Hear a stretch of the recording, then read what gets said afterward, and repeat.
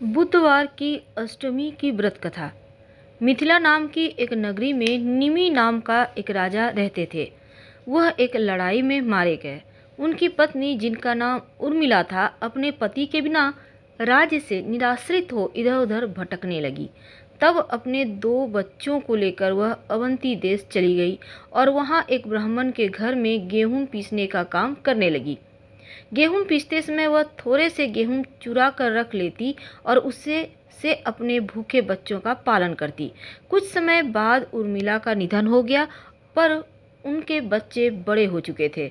उसका पुत्र बड़ा होकर मिथिला आया और पिता के राज्य को वापस प्राप्त कर शासन करने लगा। उसकी बहन श्यामला भी विवाह योग्य हो गई थी। वह अत्यंत रूपवती थी और उसका विवाह अवंती देश के राजा धर्मराज से हो गया।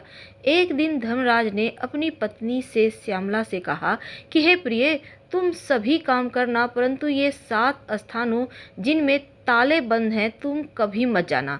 श्यामला ने बहुत अच्छा कहकर पति की बात मान ली। उसके मन में उत्सुकता बनी रही। एक दिन जब धर्मराज अपने किसी कार्य में व्यस्त थे, तब श्यामला ने एक मकान का ताला खोलकर वहां देखा कि उसकी माता उर्मिला को अति भयंकर यमदूत बांधकर तप्त तेल के कड़ाह में बार बार डाल रहे हैं। लज्जित होकर श्यामला ने वह कमरा बंद कर दिया।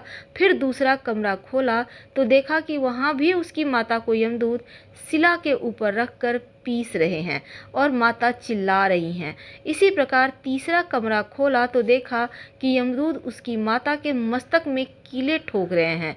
इसी तरह से चौथे में अति भयंकर श्रवाण उसका भक्षण कर रहे हैं और 5वें में लोहे के स्तंभ उसे पीड़ित कर रहे हैं। छठे में कोल्हू के बीच ईख के समान पेरी जा रही है और 7वें को खोल कर देखा तो वहां भी उसकी माता को हजारों कृमि भक्षण कर रहे हैं और वह रुधिर आदि से लथपथ हो रही है, यानी खून से लथपथ हो चुकी है। यह देखकर श्यामला ने विचार किया कि मेरी माता ने ऐसा कौन सा पाप किया था जिससे वह इस दुर्गति को प्राप्त हुई। यह सोचकर उसने सारा वृतांत अपने पति धर्मराज को बताया। धर्मराज बोले कि प्रिय, मैंने इसीलिए कहा था ये 7 ताले कभी मत खोलना, नहीं तो तुम्हें वहां पश्चाताप होगा। तुम्हारी माता ने संतान के स्नेह से ब्राह्मण के खेत से गेहूं चुराए थे। क्या तुम इस बात को नहीं जानती जो तुम इस बात को मुझसे पूछ रही हो? यह सब उसी कर्म का फल है। ब्राह्मण का धन स्नेह से भी भक्षण करे तो भी 7 कुल अधोगति को प्राप्त होते हैं, और चुरा कर खाए तो जब तक सूर्य, चंद्रमा और तारे हैं तब तक नरक से उद्धार नहीं होता। जो गेहूं इसने चुराए थे वे ही कृमि बनकर इसका भक्षण कर रहे हैं।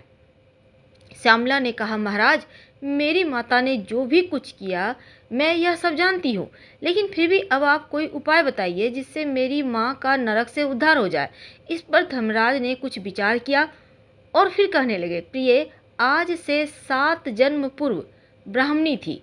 उस समय तुमने अपनी सखियों के साथ जो बुधाष्टमी का व्रत किया था, यदि उसका फल तुम संकल्प पूर्वक अपनी माँ को दे दो तो इस संकट से उसके मुक्ति हो जाएंगे।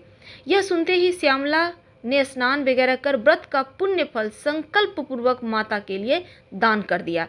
व्रत के फल के प्रभाव से उसकी माता भी उसी क्षण दिव्य देह धारण कर विमान में बैठकर अपने पति सहित स्वर्गलोक की ओर चली गई और बुध ग्रह के समीप हो गई। यह व्रत अपनी संतान को अपनी माता के लिए रखना चाहिए।